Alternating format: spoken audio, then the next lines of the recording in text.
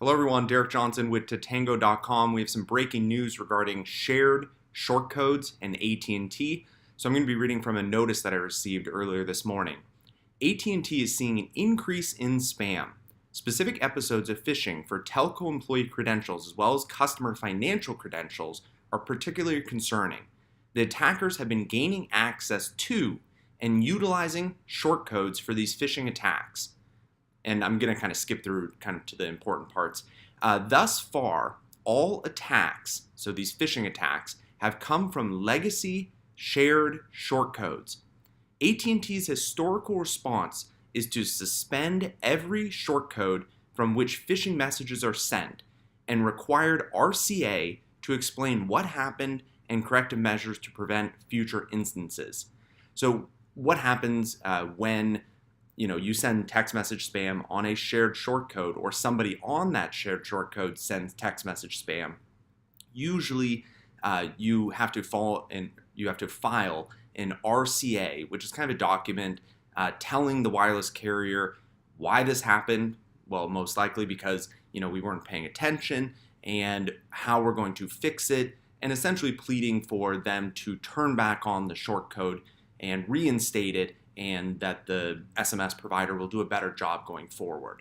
So that has been the historical response, and that's what I'm reading here, is for these types of things. When somebody uses a shared short code, violates the rules by sending text message spam, the short code is suspended, and then an RCS is filed by the SMS provider to the carriers saying, sorry, we've figured out who spammed, we've kicked them off the platform, please turn us back on.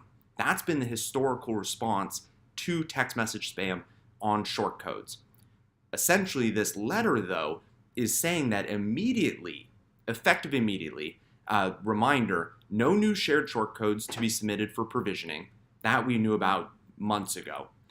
Any spam identified as coming from a shared short code will result in termination of that short code. So this is super important. If a short code sends text message spam, it will be terminated, not suspended and then turned back on, terminated, permanently terminated, meaning that no messages will be able to go out on that shared short code anymore. AT&T essentially has had enough of text message spam coming on shared short codes, and they're essentially drawing the line saying, any text message spam now that is caught, the shared short code will be immediately terminated, and there's going to be no way to turn back on the short code. Where back in the day you could file an RCA, within 24 or 48 hours the short code would be reactivated, and then the short code would be working. Now, if AT&T finds that you are spamming on a shared short code, or anybody on that shared short code is spamming, they're going to terminate the short code, and that's the end of the conversation. So this is huge for people that are using shared short codes. Why? Let's say you are following all of the rules. You don't spam, you don't send phishing messages, you're a great business or organization that is sending messages to your subscribers. Well, unfortunately, on shared short codes, there's thousands of other businesses, organizations, people. Sometimes you don't even know who is actually using the shared short code. And if one of those people, organizations, businesses, they send text message spam on the same short code that you're messaging your customers on, and AT&T finds out about it, AT&T now is going to terminate the short code. That means that short code will no longer work.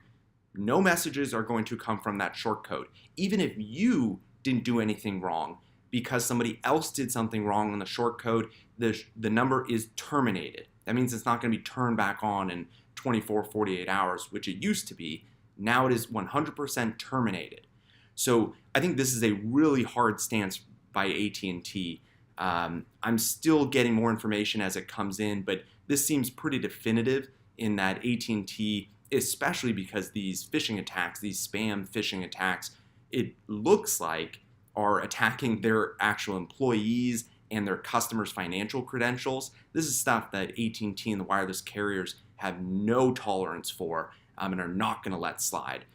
This is not, hey, I didn't sign up for, this business's text messages. This is deliberate phishing attacks that hurt consumers and hurt actually AT&T or telco employees. So this is huge news. Let me know what you guys think in the comments below. I know AT&T has been kind of thinking about shared short codes, thinking about terminating them, thinking about phasing them out.